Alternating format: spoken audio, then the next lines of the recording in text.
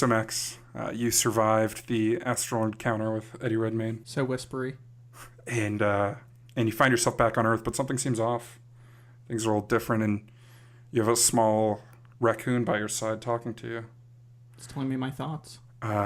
You look out into the horizon. Roll a perception check. Damn. What'd you get? 8. 8. It's a pretty clear day, so you still see a man and a creature approaching from a distance. What would you like to do? I'd like to walk up to him.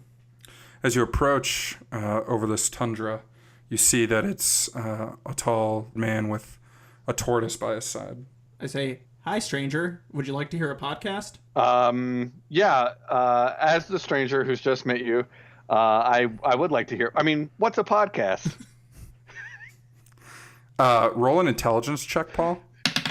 What'd you get? 19. Does that include your bonus? It includes my bonus. Okay. You know what a podcast is. You're aware of the critical breakdown.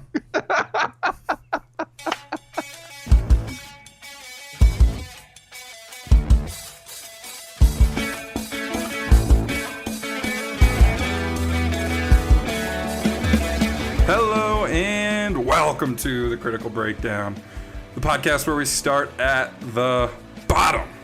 Rotten Tomatoes and work our way to 100% fresh. I'm Scott. And I'm Max, and today we're talking about The Golden Compass, rated 42 and 43% on Rotten Tomatoes, technically.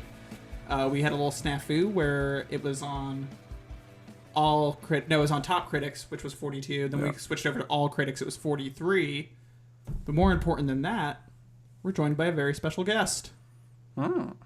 Hey guys, I'm Paul4AllSeasons of the internet. You guys, I've been on the pod before. Yeah, it's a familiar voice. you can find him on the internet. The voice is available on the internet. Yes. Welcome back, Paul. Hey, thanks for having me. Yeah, no problem, man. How you been? Pretty good, hanging out. Enjoyed reading The Golden Compass. I didn't very much enjoy watching The Golden Compass. Had you read the books like long before seeing the movie, or? No, I saw the movie in theaters with Max a long time ago. I think 2008. Yeah, me and Josh must have saw it with you. Yeah. Yeah. And then I read the books recently. I read the books within the last 5 months. Oh, wow. And then I was like, oh man, Golden Compass coming up. Let's do this. Yeah. And now we're doing it. We sure are. And Max, you read the books as well. Yeah, I did. They're highly enjoyable books. The film is different. Less so. I don't hate this movie. I feel like Paul's definitely going to be more acidic than I am, which is fair. But I don't love this movie either. I just wish they included the end of the story in there. Yeah, it's weird. It could have redeemed most of the movie if they did it, but not that much because it's kind of weird. So Yeah. I didn't read the books myself, but I still got a belly full of hot acid too. So let's It say sounded like you got a belly full of hot ass. we've all been there before. let's save that for a little bit though. Paul, what have you been up to, man? You watch anything good? Playing anything good? Yeah, man, I watched the Oscars with you guys. That was fun. Yeah, that was fun. Yeah, this is, I guess, our second episode after the Oscars, but the first that we've recorded. Since the Oscars. Yeah. It was an interesting night. What did you think of just the show overall, Paul? I enjoyed it. I actually liked it a lot. I liked everybody who won. I'm happy for all the winners. And I don't know. I always enjoy the Oscars. I've never not enjoyed them. Well, viewership was down like for the fourth straight year, so a lot of people are wondering if they have to change some things. The only thing I would change is the timing and maybe the length of the show. Because here on the East Coast, Sunday night. I mean, we didn't get out of there till midnight. Yeah. And I get it. That's an East Coast bias. Like the West Coast, that's pretty normal time, and it's in LA and it's for LA. So I kind of get that, but that was my only complaint, really. Well, if it was a Friday or Saturday, though, then Sure. that would be reasonable to stay out that late. Because I think a lot of people want to do the Oscars, want to watch it with their friends. Yeah, I think that they want to do it with their family or their friends, and to have that be an event, you can't really do it on a Sunday night. I mean, the Super Bowl was just whenever, you can't have a Sunday night event all the time. Yeah. Yeah, and we had a Super Bowl party at a friend's house, and a lot of people had to leave early just because, again, Sunday night 10:30 rolls around and they don't even get to any of the big awards yet. It's kind of frustrating. Mm-hmm. But I thought Jimmy Kimmel did a really good job as the host. I don't love his late night show, but I thought he was pretty funny. Some things went a little long, but overall I thought it was good. Yeah, the part where they brought in all those people from off the street, that went way too long. Yeah, that would have been good if they literally didn't stop. If it was like 30 seconds of their surprised faces and then they're gone. Sometimes those gags can really work, like when they had the pizza delivery that one year. All those things. I mean, that works, but if it goes too long and it's a bunch of weird people on a stage, Yeah. Like taking pictures of celebrities, like right. It was so awkward. Yeah. So. The Best Picture winner obviously is a kind of a story with the La La Land fiasco. Yeah, that was pretty impressive. How much they messed that up. Yeah, that was wild too because Paul, it was you, me, and your girlfriend Sarah, and then Kara who hosted the party. And as soon as they announced La La Land, we all started packing up and getting ready to go. Yeah, we're like, and we were saying La La Land, goodbye. we got winners. Yeah. And then he said it. Yeah, it was crazy. But you had already tapped out, Max? I'd already gone to bed by that point, just planning on catching the news. But as soon as I woke up, I was like, let me see what happened. And then it was like, hey, everything went to hell all of a sudden.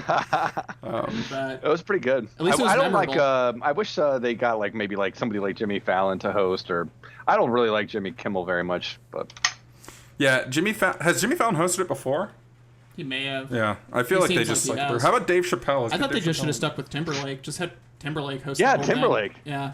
He hosted the ESPYs once and was really good. He's good at everything he does. It's almost annoying, but I like him still. So.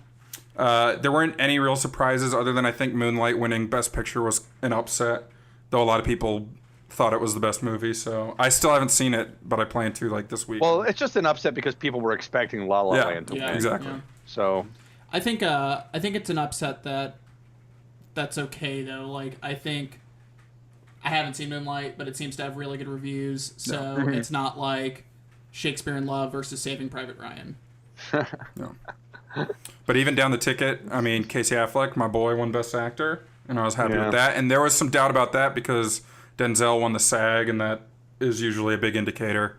And then Emma Stone won Best Actress. Kind of everything went as expected. My favorite little fact now is that Suicide Squad is an Academy Award winner, which I think is hilarious. Yeah. Here we go. But no, it was a good show. Laudate.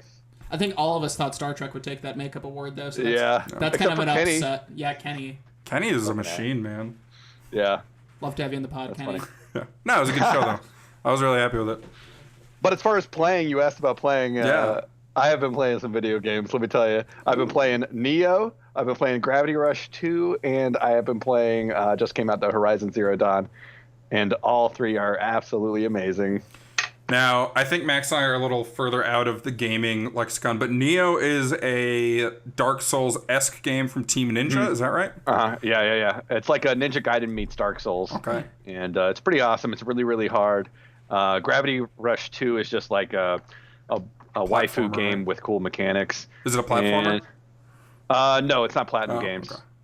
It's Studio Japan. Okay, yeah. And then Horizon Zero Dawn is that new like open world game that everybody's been talking about. And it is, let me tell you, it's practically flawless as far as like the graphics go, and the gameplay's really good.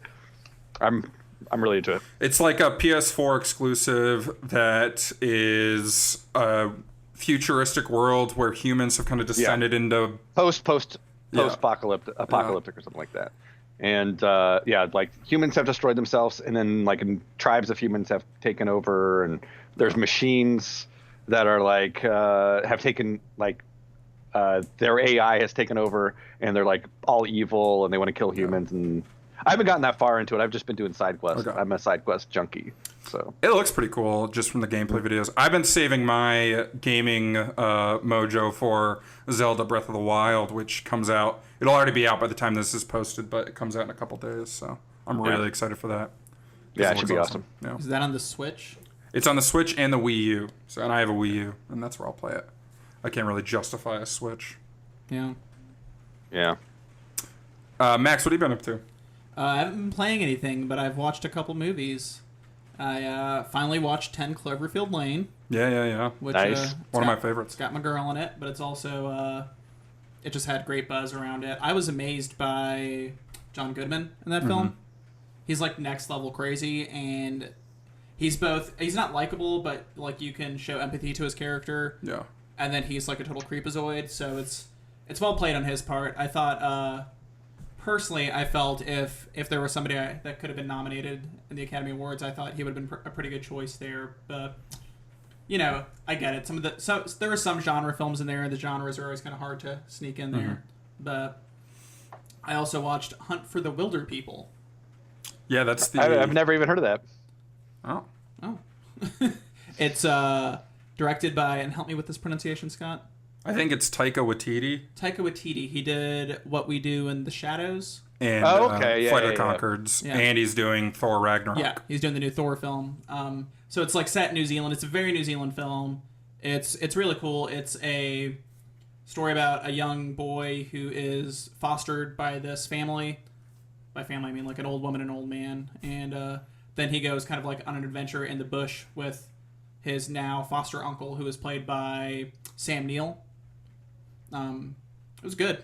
It was just like a really good story and a really good film. Well directed. There's a lot of good humor in there, and there's some like really ridiculous set pieces, like a car chase that shouldn't be in this film. It's like a car chase with the cops and the military, and it just becomes a completely ridiculous affair. But it's super fun. Is it a comedy? It's I would say it falls under comedy. It's kind of like a heartfelt comedy though. Yeah. Cool. I mean, the kid thinks he's a thug. He just likes to break things, and he names his dog Tupac. So, but it's like a chubby New Zealander kid. So yeah, it's definitely a comedy, but it gets you at the heartstrings. I like those guys because their stuff always has its own brand of humor where you can't get it anywhere else. Yeah. So it's definitely been on my list to check out. I'd recommend it. I think you'd like it, Paul. Sweet. Yeah, I'll check it out for sure. Yeah. The let's see. I'm trying to think. What 10 Cloverfield Lane, is it a sequel to Cloverfield? No, it's like spiritually within the world, but not the story. There's like a Cloverfield cinematic universe almost. Yeah. Because there's another movie coming out called God Particle that is a space movie that has been announced to be rolled into the Cloverfield umbrella as well. Yeah. It's kind of like... Is there anything that ties that all in together, or would that be spoiler? I mean, nobody knows anything about God Particle yet other than cast. 10 Cloverfield Lane, it's really only tied in name. Yeah. They could have kept the original name, which I believe was Valencia, and it would have been a fine movie. The only thing that's Cloverfield about it is the name of the street, right? Is 10 Cloverfield Lane? Yeah, unless there's some connection between the third act and parts of Cloverfield. But have you seen it, Paul? I haven't seen 10 Cloverfield Lane. It's on some of the streaming services now, but the plot itself kind of like hints at things that are happening, but she's also trapped in a bomb shelter at the same time. So she's not sure if what's being told is true or not. I gotcha. You can watch it without having seen Cloverfield. That's what I did. Yeah. And it's totally fine. If you really loved Cloverfield and you want more of that universe, this is probably going to scratch that itch too, though. Yeah. Sweet. I love Cloverfield. Same. So. Yeah, I threw up a lot in it. So. Just like the Golden Compass. Yeah. Scott, what have you been doing? I've been watching movies, and I saw this past weekend's big release, Get Out. Jordan Peele's directing and writing, maybe just directing debut, because he does a lot of the Keanu and Key and Peele writing. But it's kind of a horror movie, kind of a thriller, but mostly a satire and a commentary. And it was excellent. I recommend it very highly if you like horror. It's a very soft horror film. If you like just thrillers in general, it's good. If you just like comedy, there's very funny parts.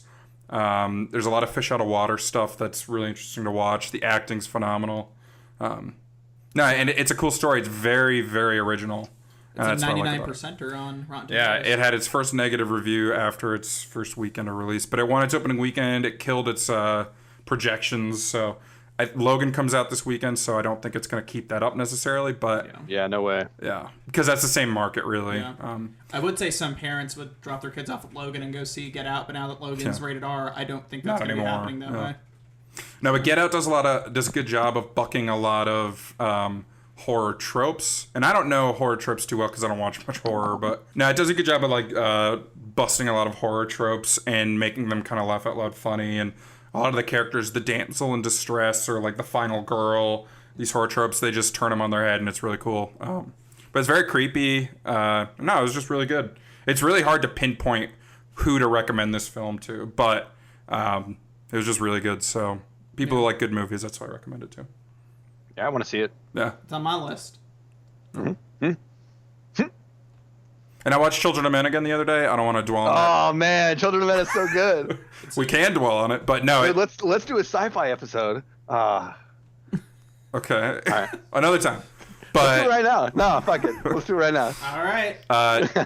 Children of Men is excellent. I watched it again with some friends who hadn't seen it, and they loved it. And it's just, in all aspects, it's a phenomenal movie. Yeah. Yeah, man. That long shot where they're like the car scene where it's like pushing the car and it's like feet are messing up, like he's wearing socks or something, and they're like trying to get it started, and then they go. Oh man. Everything about it, the storytelling, it's my perfect example for a movie that executes storytelling just amazingly. Yeah. World building. World building without exposition, just natural dialogue. You know what could learn? You know what could learn a lot from Children of Men? Tell us. Say it. Tell us. The Golden Compass. Boom, brought it back. Hashtag bring her back. Yep. Max, what's the plot synopsis for The Golden Compass? In a parallel universe, young Lyra Balakwa journeys to the far north to save her best friend and other kidnapped children from terrible experiments by a mysterious organization. Oh.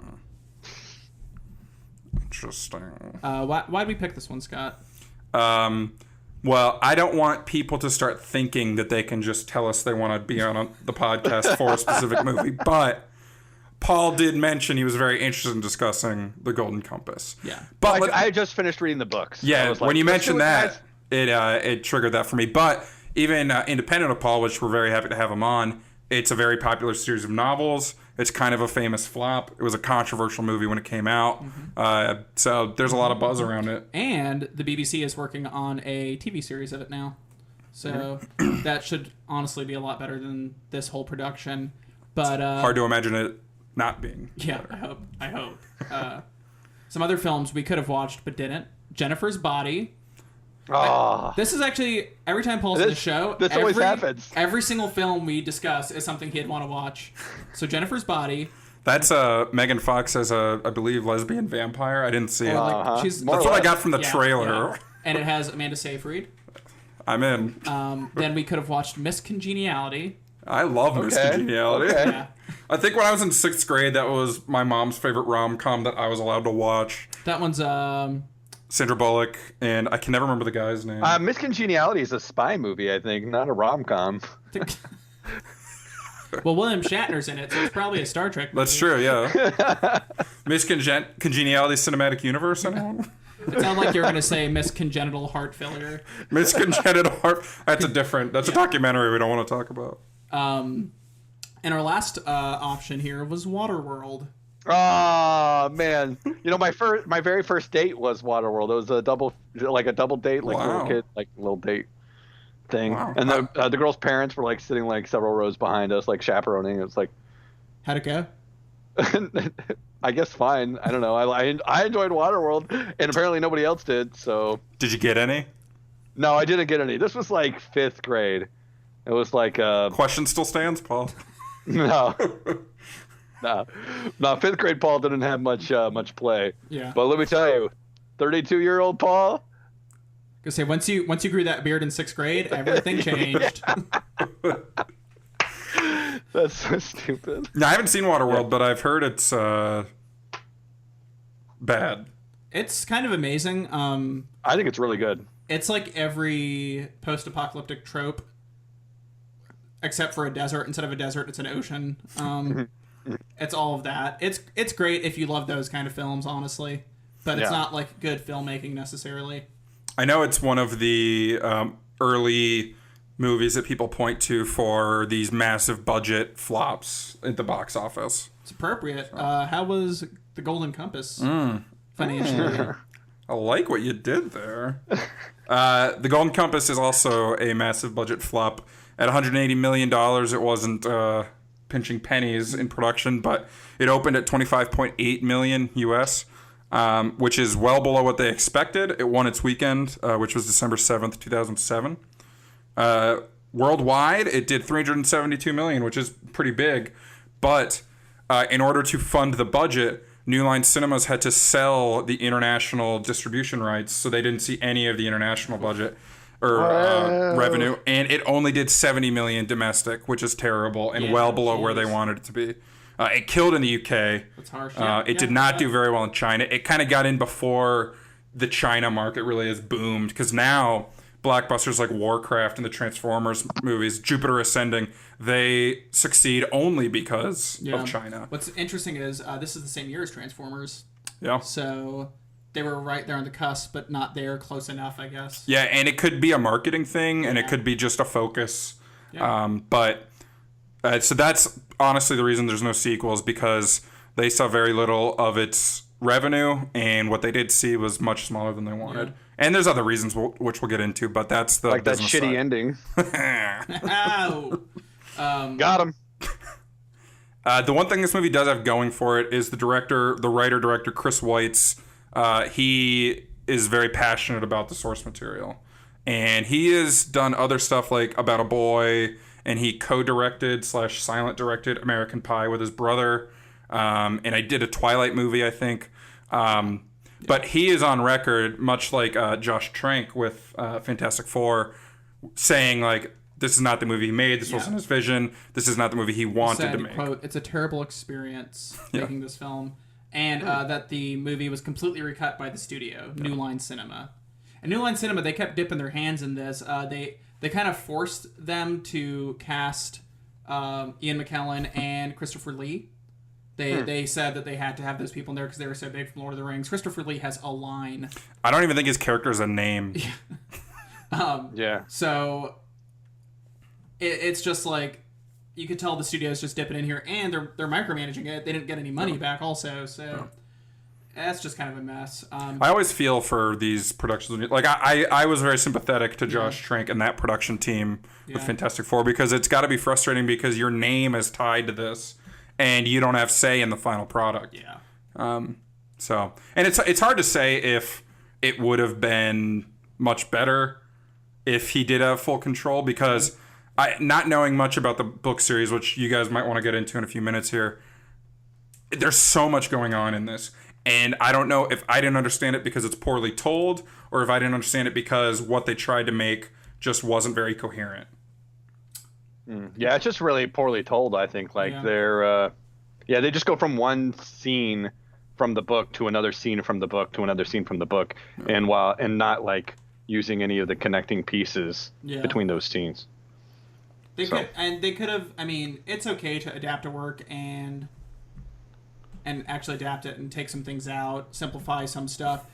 The beginning part of this film could have definitely used that, because they just the first half was just awful, and they're just throwing things at you left and right. And where they do simplify is kind of goofy. But for example, I mean, they don't explain the demon thing until like a couple minutes in, where Scott's like, can you tell me why these animals are talking to the people? So like it tried to do that opening cinematic much like another New Line Cinema series, Lord of the Rings, where they do like 2 minutes of just explaining things, but it's such a foreign concept with these soul animals and all this that I didn't understand it. And then in the first scene, that main character, Lyra Balakwa, her spirit animal is changing shapes, and she's talking to it. And I don't know if she can see the other people's or if they can interact. And it doesn't even really make an attempt to explain it. You just have to watch it happen and accept it when it does.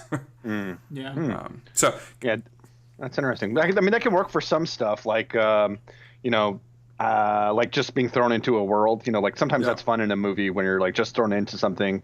Like Mad Max Fury Road, you're just kind of thrown into it, and you're like, they don't explain why these guys are worshiping chrome stuff. You know what I mean? Yeah. So it works sometimes. I felt like it kind of worked with this, but there's a ton of other stuff that didn't work in the beginning. Like with that opening thing that was similar to Lord of the Rings, I was just like, they are explaining the plot. Like right now, like with Lord of the Rings, that the prologue is similar to the prologue from Lord of the Rings, where they're explaining the rings. But in this, they're explaining like everything that's about to happen. No, they definitely could have. They could have kind of done. I think they should have just not had that, like kind of what you're saying, had the Lord of the Rings thing out, But I think there's more natural ways to explain what's going on with the whole spirits and demons. Yeah. For the people who haven't seen the film, basically in this world, your soul lives outside of your body as an animal that they call a demon. It can communicate with you. It can touch you. It's literally your soul. Yeah. And everybody has them. It can like do tasks for you. Yeah. It's a tangible creature. It can only be so far from you, which I don't even think they explain in the film. No. It can only. I think the witches explained it at one point, but the witches barely explain it for like a second. It's like a throwaway line. Well, I have a plot question then with that. So one of the big plots here is this group of like grabbers or whatever they called them. Gobblers. Gobblers, man. That's the most important part of the movie. Are trying to sever the tie between these demons and children. And they're doing it with this fancy machine. If they can only be so far apart, why not just like put the demon in a bag and run away? Because it kind of kills them, and they're trying to separate it without killing the kid. Okay. Yeah. So all right. They're trying to cut their tie to the demon. Keep them both alive. They're basically trying to separate these kids from their souls. Yeah, because it keeps them from turning corrupt in their minds. So, I mean, I don't even know if it's worth like fully explaining. Yeah, we don't need to get into all that. Though we should touch here. You mentioned this keeping them from getting corrupt. Yeah. From my understanding of the novels, and you guys should definitely dip into this, but there's very heavy religious themes in the book, and against the church maybe, or Catholicism in general. But that was the biggest controversy with this movie when it came out. I would say it's heavily geared towards Catholicism. Of course, that can touch most of the themes within Christianity since Catholicism is so old. But it's definitely geared kind of towards that and the structure of church. But, I mean, once you read it, there's some stuff in there that you're like, oh, okay, I see.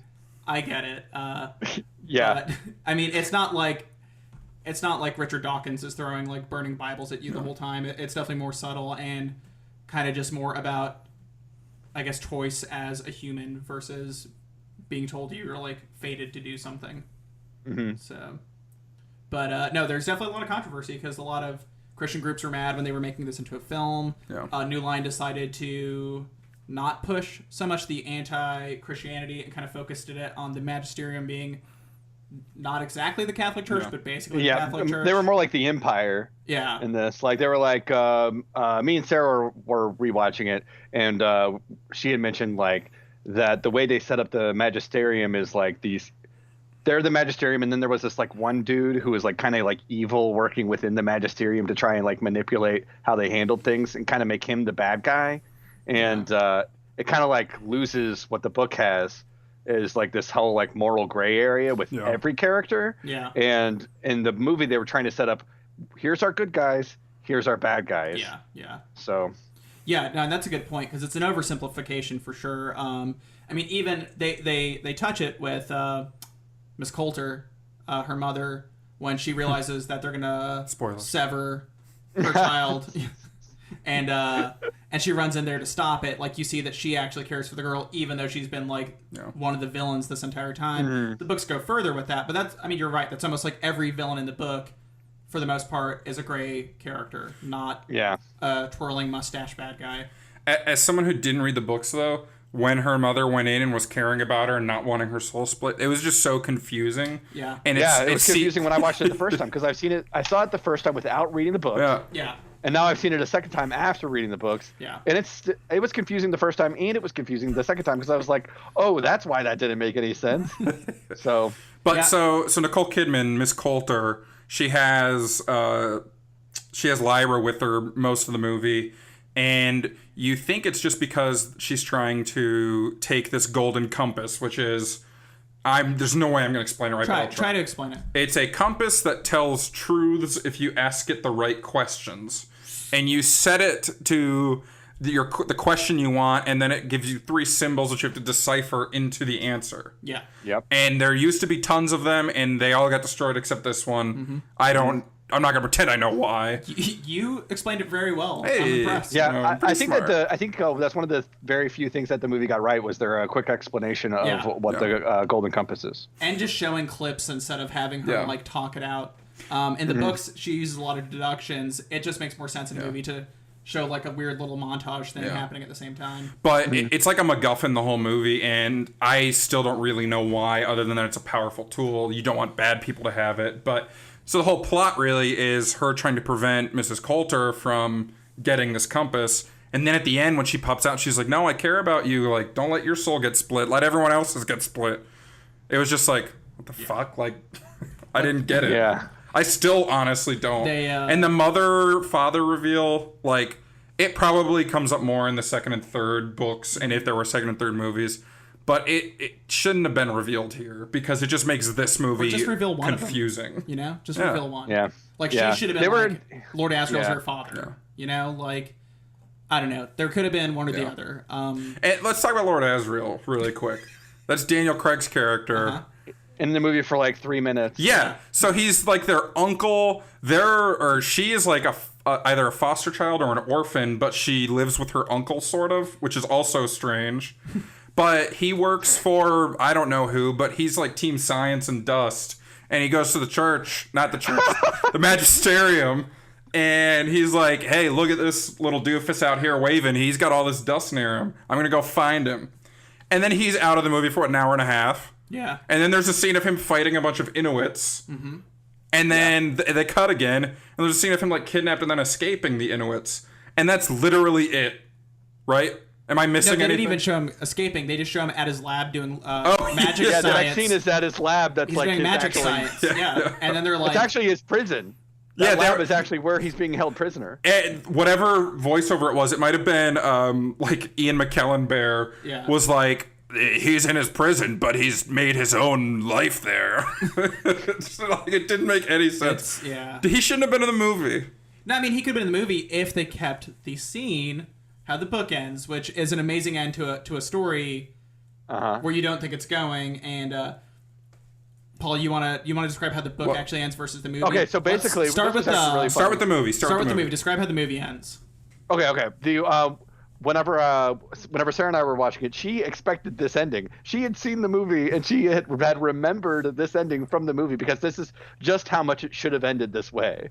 Basically, they leave the bears and they're like, okay, we have to continue north. They don't leave from the little place with the kids. The bear scene is after the place with the kids in the books. They leave from the bears and then they go north, and she's like got her friend that she's rescued, and she's like, the althiometer told me that I'm bringing Lord Asriel exactly what he needs. You're thinking, oh, the Golden Compass. She's bringing the Golden Compass to Lord Asriel, and then she gets there and she has to like walk across that like little walkway, and the bear's not able to come with her, which was a scene in the movie. Yep. When she's going way to out of place. When she's going to the like child labor lab. Or whatever. Ballbanger. Ballbanger. When she's going to Ballbanger, they do have this bridge scene. Right, and so she ends up crossing the path, and then it falls apart, and the bear's not able to come with her, but she's got herself and her friend,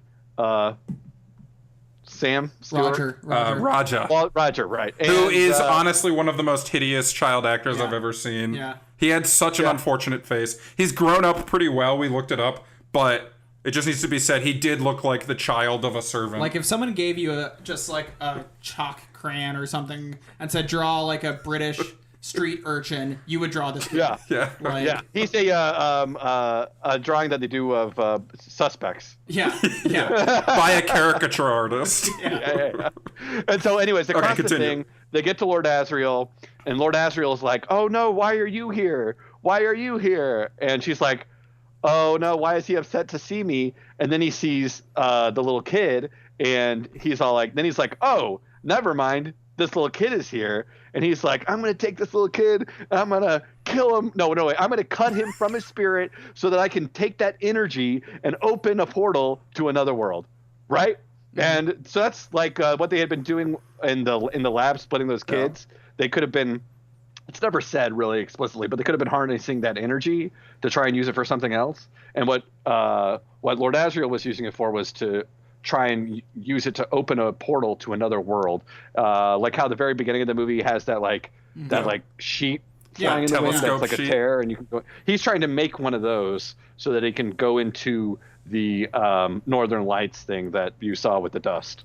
And then it works. He kills the kid. He opens the thing, and then he goes into the portal. And Lyra's all like, "Oh, I'm gonna go I'm gonna go follow up. And she has like a badass thing where she's like, I hate everything, I hate everyone, I'm gonna kill everybody. And then she goes in. It's really cool. It's way better than what we got here. And I feel like had they done that scene for scene and like put it in there and actually had the bears and the kids switched, the film could have worked. Like it could have still been if they had it in order. Yeah. But it would definitely. It's like with Harry Potter Goblet of Fire, the first 2/3 of that film is just like sped up compared to the book, but the last sequence is like played out how it should be. They take their time with it. Voldemort's back. It's like an awesome sequence. Yeah, it's like a cliffhanger. You need the cliffhanger to get like, okay, well, this is interesting. And then in that like last chapter or two of the book, all the stuff is starting to, like, all the questions you have are like answered, and you're like, oh my God. Yeah. And then they open the portal and you're like, what? And then you're like, next book. Yeah. It's pretty much just like that. So that sounds a lot better than what the movie did. So let's talk about the movie. So let's cut back to our bridge, our rickety ice ball banger bridge. Yeah.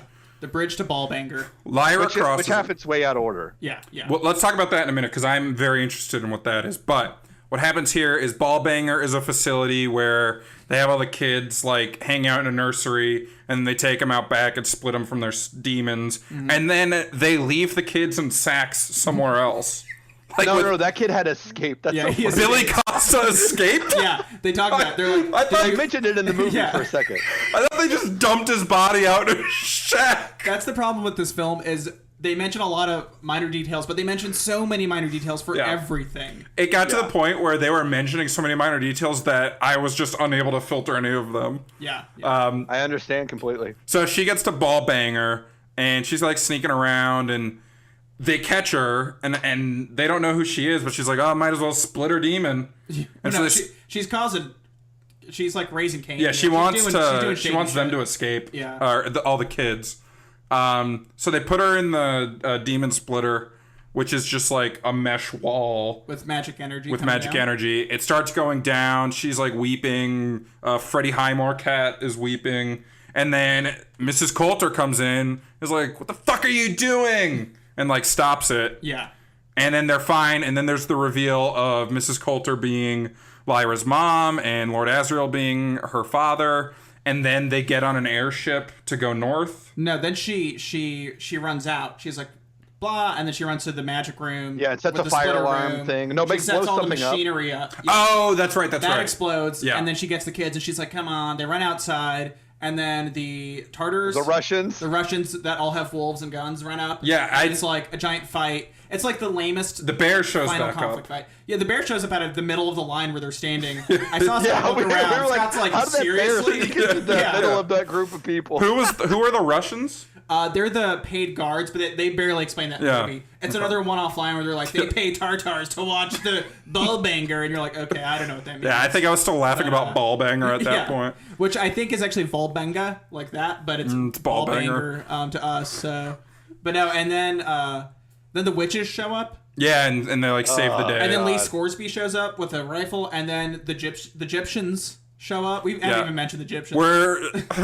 The movie barely mentions them either. Yeah, so there's a lot of really cool subcultures in the book and a lot of really interesting things, and they just give you like the most surface level version in this film. I thought they were saying Egyptians, and I was like, they don't look Egyptian. Yeah. So you know a lot of Egyptians? There's this like I do. There's this like 10-minute fight scene that doesn't matter. Yeah, no, it didn't matter. It went on way too long. And it's not like satisfying. they showed them killing every single Tartar out there. The only cool action sequence of the movie was when Yorick was fighting against Ragnar for King of the Polar Bears, which we haven't touched, but that's fine. The very last note I wrote down is he just punched that bear's jaw off. Exactly. Yeah. That was the only cool thing. And it's weird the things they kept accurate from the book, because I remember the jaw is slapped off in the book too. It's like a very violent thing. Yeah. They keep that in here. Yeah. In a kid's movie, but they take out this dark ending that would have made it like cool. Yeah. Not excusing it, but I get why an executive who's concerned about the reaction from the church and selling only tickets, that's it, cuts the child murder to open the gate. I get that. Yeah. I don't think it's the right thing to do, but I understand why it happened. Well, I don't think they cut it. I think they were saving it for the second one. They were trying to pull a Two Towers, is what you're saying? Keep out Shelob? Yeah, keep out Shelob. Was Shelob in the Two Towers in the book? The Two Towers. She's in, yeah. The Two Towers book ends with them getting into Mordor. And then them getting into Mordor, but the orcs and the goblins, like, kidnapping Frodo, basically. Yeah. And Sam's like, what the fuck? And then that's where the book ends, and it's amazing. But, I like it, though. So when in the movie, it's grown on me, but at the time of release... Peter Jackson wrote Lord of the Rings. At the time of release, a lot of people, myself included, I don't remember if you were upset, but a lot of us were like, this is bullshit. Like, after the Two Towers? Yeah. Because we were like, Two Towers, Shelob, baby, it's happening. Like, come on. You were just mad because you were in your spider costume at the theater. I wore my Shelob costume for nothing, Peter Jackson. Well, it's kind of like how in the 6th Harry Potter movie they cut that huge battle in Hogwarts and then Dumbledore's funeral, but then they didn't do those on the 7th. Yeah. Those were just on the cutting room floor. That's one of the reasons I didn't like that movie. And that's fair. The battle there was really cool. Yeah. And we're very off track, but let's go back to something here. You said that the ordering of the things that happen in the movie is off. What is the proper book order if you're just taking those scenes? Well, like, it might not make sense. The Ballfinger thing happens earlier, and then the bear thing happens after. Like, they get to basically, you know, when they're all camped out, when all the Egyptians are like camped out for that split second, and they're having like a meeting about what to do next, and then wait. The witch shows up, and she's like, "They're in Ballfinger." You know what I'm talking about? Was that in the movie? That was in the movie. Ava Green shows up when she's on the boat. Yeah. Okay. Yeah, and she says to Lyra, they're in Ballfinger. This is what they're doing in Ballfinger. You need to go to Ballfinger once you land. You'll find a bear and a cowboy to help you. And that's not in the book. Okay? And so she just shows up. That's her like first scene. She gives you a shit ton of plot and then zooms out, right? Yeah. And we don't see her again until they get to Ballfinger. Anyway, so then they get to Ballfinger. And after she's enlisted the help of the bear and the Texan, and the way they get to Ballfinger is completely different. They end up, when they're all camped out and they're going over their plan of what they need to do next, they get attacked by these Inuits, and in that process they kidnap her and they take her to the bears.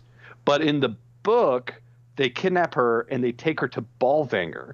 They kidnap her and they're like, hey, they like to have kids there. Let's take this kid to Ballfinger. That makes sense. Yeah. Yeah. And then she's in Ballfinger and she's met the witch earlier. I think she had met the witch earlier. I don't remember how. But she ends up meeting the witch's bird in Ballfinger because the witch's bird is able to separate. Demon. Okay. Yeah, they're able to get further, which is also explained in the movie for just a second. In the book they come up with this plan, and the bird is going to go tell the Egyptians where they are. All right, the bird is like, hey, I'm the witch's demon. I found you. I'm going to go tell the Egyptians how to get to here. And she goes off and does that, and they come up with a plan to get all the kids out of there. And she's going to pull a fire alarm, and the kids are going to escape. All right. And there's the bones of that. And then so the reason, and then Miss Coulter lands right after that happened, and then she's like really upset because she well, I don't want to get into that's I'm just going to go into the whole plot of the book. Yeah. But Miss Coulter gets upset because of something that Lyra did, and she's like, how did you guys let this happen? And while Lyra ends up catching this conversation, and then that's when they catch Lyra. Then they throw her in the thing. They're about to separate her. Miss Coulter stops that from happening, and then that whole process does happen. That's kind of the same way, and they escape. There's a big fight, and then they head north. And as they're heading north, because they have to go further and further north to find Lord Asriel, who is being held prisoner by the bears. And then they get to the bears. They're shot down somehow. Lyra gets separated. The bears take her prisoner. And she's like, and then you get the scene with the bears. Yeah. So what's interesting is a lot of those scenes are in the movie. Like the bears, the Bear King, the Inuits for whatever reason, the witches, which I don't get. But they just change it. And for no reason. Yeah. Chris White said they recut the film. So I'm thinking now as Paul goes over it, a lot of those scenes they could have just done some reshoots maybe. Yeah. Fixed it up how they wanted it because they think it makes more sense. Yeah. But it actually makes less sense because if that giant fight at Ballbanger was like really anticlimactic. Yeah, and the bear scenes are more climactic. The bear scene would have been a much better end of the third act. And what you said seems more concise too. They circle back to the bears. It's not like as sprawly and nonsensical. Yeah. Well, it makes sense. It makes more sense because like in the books, it's like this whole big relationship between the bear and Lyra. Like he's like, I need to protect her. I need to protect her. And with it ending with the bear scene, he like runs really, really far to get to her and rescue her. So it's satisfying. You know what I mean? It shows their relationship. Yeah. And their relationship had been built up by like all the stuff they had done leading up to that, and just having it be like, okay, I've met this bear. Now I've been caught by these people, and now the bear's going to come rescue me. Yeah. They don't have really much relationship built to lead to that. And all they do to build that relationship is when he gets his armor, he's like, I owe you a life debt until I die or you succeed at whatever. I'm yours. And that's just not satisfying. Yeah. I have one more problem with the bear, and this is probably just a movie thing, but when he was like the drunken blacksmith at that bar, he was like, a bear's useless without his armor. What's a bear going to do without his armor? And then he runs and busts into that building when he finds out where the armor is, steals the armor, and then they're like, we have to go north. And he's like, it's better to do that without armor. And he takes the armor off and they ride north. It was just like, that's funny. It was just like, why? Yeah. And I mean, it makes sense, I guess, if after the whole story they have the bear sequence, then he takes off his armor and runs somewhere. Yeah, because just to go he's faster. the king. He's the king then again. Like, he's fine. He's in control of his land. But it was hilarious to me. Yeah, sprinkled throughout. And then he would, next scene in the battle, he'd have his armor on, and then they have to keep running, and he takes it off again. Yeah, that scene that you're talking about is while they're at the camp, and then they're in a village, and like this guy is like, hey, there's like a ghost kid, some weird kid in this shack. And she's like, I'll go check out the shack. And then they like talk to the Egyptians, and the Egyptians are like, okay, the bear can take Lyra to the shack. And then they go together, and it makes sense because he's not just running north. He's like, they're going on a short sojourn from the camp and then coming back to the camp. And it just makes more sense in the book. Yeah.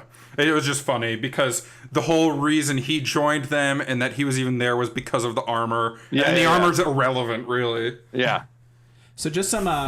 As our listeners can tell, the main problem with this film is literally the story makes no fucking sense. But other things with the film, I thought it was cast pretty well. Oh, the cast is like star-studded. And casting is awesome. The acting overall for what they had isn't bad. There's some cheesy scenes because you're acting with CG, like the scene child where actors. Nicole Kidman's doing the hand because her hand gets hurt. That was horrible. We laughed at that. But no, I mean, Lyra herself, I thought that girl did a very good job with the character. Her accent felt a little in and out to me. Like, sometimes it was Cockney, sometimes it wasn't. That's kind of the character. She switches between street and fancy, but they don't go into that. When she got mad about being called a lady, that's, like, actually something she would get mad about, like, characteristically. Oh, okay. So, she's trying to fake. She's a big liar in the book, and she was in the movie too. She was kind of a bitch, and that's with the payoff at the end. That makes it awesome. Yeah. Without it, you're just like, all right, girl, calm down. Yeah. But overall, the acting I thought was good for what it was. It's just the story. You're so confused by it. You're like, okay. I thought a lot of Nicole Kidman's lines were delivered poorly. I kind of felt like. I was like, did anyone explain to her why she's saying the things she's saying? Like, just some of the lines were like, she doesn't even know what's going on in this scene. Like, I don't know. Like, I don't know what's going on in this scene either. She probably read the script, and that's why she doesn't understand it. That's funny. I liked how she delivered lines to Lyra, but outside of that, when she was like working with the other people, it's like, okay. But when she interacts with her, I thought that was delivered well because she's like almost condescending, but also trying to talk how an adult would talk to a kid. And when you have the knowledge that it's her mom, it makes more sense. But and then the effects, it won the Academy Award for. Yeah. Overall, I mean, they were good for 2007. Yeah, I don't think they've aged extraordinarily well. There's some stuff where like the shadows and lighting was super weird on the demons are the biggest effect because they're in the movie the entire time. Yeah. And it makes everything a little more complicated. I noticed the cat and dog demons looked a lot worse when they were CG than all the other things. Yeah.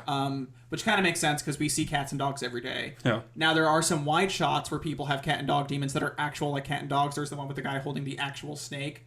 That was clever to tie those together, but I mean the stuff with the bears looked pretty good overall. Yeah. for the year, considering it's 2007, like it was pretty solid. Yeah, I was reading that like Transformers and 300 both came out that year, Yeah, it was and kind of an so upset. yeah, it was considered a big upset. But this is our first. I could see that. Yeah. This is our first Academy Award winning film, so. Round of applause. Wow. That's funny. Yeah, but yeah, like I didn't like 300 that much, and I haven't seen it in a while. But I'm sure the effects were more stylistic, which Yeah. I think is better too. But Transformers effects. I haven't watched that in a really long time either, but I felt like they were pretty solid. Yeah, they were pretty solid. It was just overstimulating. Yeah. That's funny. One of the other things about the plot that I really didn't like, and I compare it to the first Hunger Games movie and the first Harry Potter. This movie is setting up its sequels so much that nothing really makes sense. Whereas, like, the first Harry Potter, obviously there's 7 books. There's a lot happening, and there's things from the early books that matter. Yeah. But you could watch The Sorcerer's Stone as a standalone film, and it's fine. Yeah. And the same thing with the first Hunger Games if you wanted to. And, in fact, I prefer the first Hunger Games when you don't watch it with sequels in mind. Yeah. This movie fails on that so much, and it's so incoherent. I think it's the worst thing about the movie. I think it's the reason they didn't come out with the sequel is because of the way it ended. Like, she's in the balloon and she's like saying to the little kid oh, we have this to do, I gotta get you home, we're gonna go see Azrael, we're gonna go do this, we're gonna get everybody back for what they did to us, blah blah blah blah blah, and then it ends. And I'm like, they really want me to think that there's a sequel happening here. Like, it wasn't a cliffhanger, it was like, look forward to this next. And it reminded me a lot of Pan. Remember, we watched Pan when we watched Ends Hook, with the same fucking which is an airship flying through, and they're like, I guess we keep adventuring, which is my Garrett Hedlund impression. No, that was pretty good. But on par with mine. I had shades of that, which was triggering. Yeah. It's like the ending of a superhero movie where the superhero is like, and now I'm Batman. And then there's like a fantastic.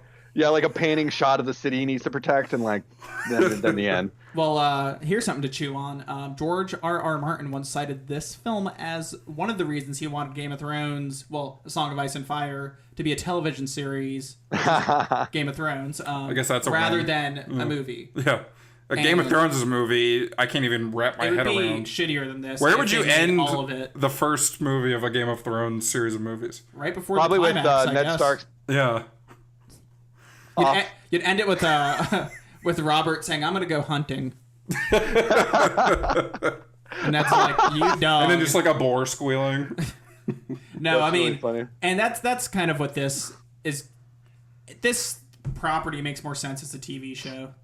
Well, it's exciting that it's about the BBC version. Yeah. When's it due to come out? I think 2018 maybe. Yeah, that's a long time. Or they're filming now and it'll be late 2017. But I might read the books because what you described, Paul, sounds incredibly interesting. The books are really good. Yeah, and what is it, 3 books? There's 3 books. And he's working on new books. Yeah, like what's the author's name again? Phillip Pullman. Phillip Pullman. Okay. Shout out, Phillip Pullman. And what sucks is when you botch this series and you stop here, you don't meet the character Will Perry, which comes into the second book, and he's like the most awesome. the most important male character. Yeah. So was he that goofy Eskimo in The Telescope? That guy actually might have a connection to him, so I'm not going to say yes or no. But if Sam Elliott's character in this was really cool. If the goofy picture guy is who I think it was in the film, then it's connected to him. So Sam Elliott was awesome. Yeah, he plays Lee Scoresby, which is a great name. Which you pointed out to me, Max, when we were watching, and you're exactly right. You're like, has Sam Elliott ever not been cool? Yeah. And it's true. He's never not everything been cool. he's been in. He always plays that character. Yeah. He's always had long silver hair. Yeah. He always says cool shit. The facial hair. And then he just leaves. He's there and he leaves. Big Lebowski, Parks and Rec. Yeah. All his great 80s films, everything. He was in Roadhouse, right? Yeah. Yeah. So, there you go. There's one takeaway. This movie still manages to keep him awesome. Yeah, even Sam Elliott can't be uncool in this train wreck. Yeah. One of the notes I wrote down, just so I can talk about some of the things I wrote down. The Nicole Kidman. There's a scene where Pan, Lyra's demon, says something like, "Don't you feel like we're trapped here? It's like a prison, blah, blah, blah," right? Yeah. And that is after a montage of them going out and having fun. Yeah. And they left the college that they were at, and then they're in the big city and they're going out having fun, and then the next thing is Pan being like, it's like we're being held here hostage or something. Yeah. And you're like, I didn't get that impression at all, Pan, but I'm glad you're pointing that out. And then the next scene is Miss Coulter coming in and being like, what were you doing? And I'm like, this is really bad. Like, it was like when a villain is holding a laser gun and is all like, this laser gun is going to hurt you because you're not immune to lasers. It was just weird. And also in the sequence you're talking about, in the book, I hate that we have to keep comparing to the book, but we have to.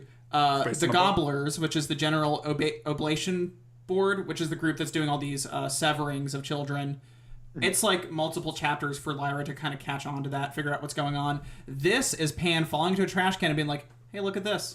Yeah. And then she reads it and she's like, G-O-B, they're the Gobblers. Yeah. It's like, here's a list of everyone. Yeah. And like, that's this film.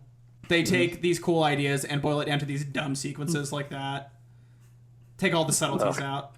You are right, though, because they literally just had, like, gotten back from a party. Yeah. And Pan was like, we're prisoned. Looks pretty fun. I'd party with Nicole Kidman like that. Yeah, seriously. She could keep me in a prison any day. Oh! Oh, shit. Any more thoughts on this, Paul? Let me see. Let me look through these notes. Look through them. Let's hear them. The notes. Let's see. Let's see. Over explanation. Let's see. Very poor direction, but that was probably editing. Now that you guys mentioned it, you can tell him she never. I wrote this. I wrote a bunch of differences from the books, and I didn't really want to get into all of them. Basically, like she finds out about the General Oblation Board at a party, instead of like sneaking into her office, and like someone just mentions it. Basically, there's a lot of stuff in the movie, or there's a lot of stuff in the book that's cut out from the movie that makes you realize how smart Lyra is. Mm-hmm. So like she's at a party and she's overhearing conversations, and she's like, huh, that sounds like that. Let me find out more about that. Oh, someone mentioned dust. Oh, let me find out more about that. And she's like listening to conversations and finding out the right things to say. And it pieces together how she's such a good liar. Like she's like, oh, well, I know from what I heard from those people, I can put this together. And I was actually thinking that you guys said that the part with the Golden Compass, how it like showed the scenes, was done well. But I personally would have liked it if she had like worked out how the compass worked. I think what Max meant there was because you can't take the time to show deductions like that. It was like a fine enough version to show a montage. Yeah, I would have liked them to show process. It first, like show her working it out and explaining it the first time. But after that would be so. In a movie, that would be irritating to sit through. In a book, it makes sense because you're in their mind. But in the movie, I would have liked it, like you said, to show the first one. Because they show her setting it up, they show them explaining it, and then they show the video clips. So that kind of would be improved. But throughout the film later, when she does it, it makes more sense. Yeah, I guess. I don't know. I really liked for me in the movie, the Golden Compass was done well when they presented it as an object. Mm-hmm. When that old guy, the old Egyptian dude, explained to Lyra how to use it when she got to him, those were scenes that were done well. And I think that if they had focused on the compass more, I mean, at least do the one thing you're doing right throughout. Like, I don't know, stick to it, and then end the movie well. You would have had a much better movie. I don't know. That's how I feel about it, because they let go of how smart Lyra is throughout. Yeah. Her character did not come across as like an intuitive, intelligent young woman at all. Yeah, and she can. And that's the thing about her. She's like, if you had like a D&D character, she would be like high in intellect and charisma. Yeah. Like she would be like, oh, I can totally talk my way out of this. Don't even worry about it. I'm an expert liar. Like, and she can get along with whoever. She can make them think that she's on their side and do whatever to get out of any situation. And it's not explained at all in the movie. And for me, the worst scene with Lyra was when they first met Yorick Burnison. Yeah. So he's like down in the dumps, and she's just like, bears are supposed to be proud. You suck. Yeah. Like, why do you suck so bad? And then she's like walking away, and he's like, well, they took my armor, and, life kind of sucks. And she's like, that's so sad. I'm so sorry. But it was such an immediate turn, and it was very insincere. And it just it left a sour taste in my mouth on the entire character. That's another bastardized scene there because, and I believe in the book, she makes her demon like stay put and she crawls. One of them goes towards him Yeah. To show that like her pain threshold, and like it's to make a point to him about like getting his armor back, and trust. And it's like a really cool scene. And this, like, you're right. She's like, "You suck. Come on, let's go." Yeah. Yeah. And so, I mean, from what it sounds like, this is a very ambitious book. And when you make it into a movie, you're gonna cut things. It just did a horrible job of. You gotta cut the right things. Yeah, you gotta cut the right things and still tell the book's story in a much more concise way. Like Harry Potter, they cut the right things in Harry Potter, and then the first Hunger Games, they cut some good stuff in there that makes sense, and this one just doesn't. Yeah. I think it could have been like 30 minutes longer and had some stuff explained, and it could have been a good movie. Definitely the right order. Yeah, get it in the right order, have it be a little longer, because people can do long movies. Like if it's a book adaptation and the fans want to see their book in a movie, they will sit there and watch it. Yeah. You know, so. I could not have taken 30 more minutes of this movie. If it's a better movie, there's threshold for more. But at one point, I said to Max, I was like, let's just finish it tomorrow. And we looked, and there was only like 35 minutes left. And I was like, fuck. But it dragged at the end. Because the details, they trickle them down in such an incoherent way that by the end of the movie, like, Nicole Kidman's her mom. And I'm just like, whatever. Yeah. That's fine. Just speed this up. I was really done with it, but... Yeah. That's really funny. But imagine the movie without the witch character, without Ava Green's character, and it's like not even a different movie. I mentioned how Daniel Craig's character was used. Her character, other than her important exposition, like what the fuck was she even in the movie for? Yeah, so I mean, you can compress characters always. Yeah. You can... I mean, there's things you can do that works. What sucks is they did all the wrong things. Yeah. I mean, fucking making it out of order, making it the climax happen in the middle. Yeah, that seems so strange. Yeah. Like, New Line should have gotten their hands out of it, and they did by not making sequels. Yeah. And by losing all that international money. Yeah. So, you know. Another stupid thing from the movie is they show her, like, when she's a kid. Well, I guess she's a kid the whole time. But in the beginning of the movie, she's playing with the Egyptian children, and they're running around, like, having fun. And then, like, she's in London or wherever, and... the Egyptians like catch her, like she's run away from Miss Coulter, and the Egyptians catch her, and she's like scared, like, Egyptians, oh no. And it's like, these are your friend's parents, like, you know who these people are. They were running around them at the beginning of the film. So... And then she's like, they take her to the mom character, Billy, Billy's mom, and she's like, oh, Lyra, I know you. And she's like, do I know you? And it's like, you know her. Like, you were just talking to her. Yeah. It's so stupid. Oh, well. Yeah, that's this movie. It's so stupid. Yeah. Max, where can the good people find us? Well, you can find the three of us in an alternate universe watching a better version of this film. Or you can find us at thecriticalbreakdown.com. You can find me doing nothing with Eva Green's pointless character, or you can find me at Max Rivera Film on Twitter. You can find me taking the souls of children and dumping them in shacks, or you can find me at breakdown_Scott on Twitter. Paul, where can we find you? You can find me riding a polar bear through the north without any armor on. You are the polar bear. I'm the polar bear. No, polar bear is riding me. Yeah, but who doesn't have the armor on? We all know who doesn't have the armor on. It's this guy right here. Or you can find me at Paul4AllSeasons. Google, just Google it. Yeah, you're on everything, right? He's on. I'm on everything. Okay, Cupid. Match. He's internet famous. Plenty of fish. Christian Mingle. Farmers Christian only. Mingle. Farmers only. What? Farmers only. Farmers only. Yeah. Christian Mingle does not like this movie. Yeah, that's true. Oh, when I was working at Blockbuster, by the way, because I switched all of the Golden Compass and Lion Witch and the Wardrobe movies, like, were on the shelf, and they looked almost exactly the same, the covers did, and I just like mixed them all in together. I don't know. I thought it was really funny. But... Did it ever work? No, I don't know. Never. But it worked in pleasing me. Like, I thought it was funny, and that's what counts. Yeah, that you were your audience there, so yeah, it was a big win.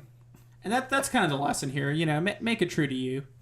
Yeah, make it true to you. Yeah, exactly. If that movie had just been a little more true to itself. Yeah, exactly. Yeah. We're on Facebook, The Critical Breakdown. We got an email, thecriticalbreakdownpodcast@gmail.com. Mm-hmm. What would you have done to fix this movie? Email her. Email us. Yeah. With that email. We're on all the podcatchers, Overcast, Stitcher, all that stuff. You should leave us a rating and a review. I know for a fact this guy here, Paul's done it. Better than sex. It was fun too, wasn't it? Leaving that review.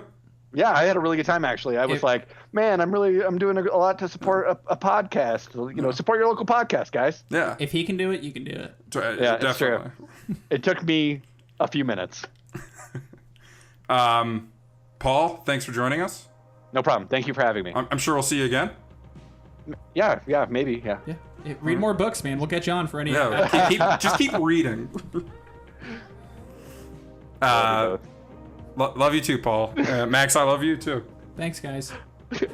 Good night, Max. Good night. They're pulling a blanket over me right now.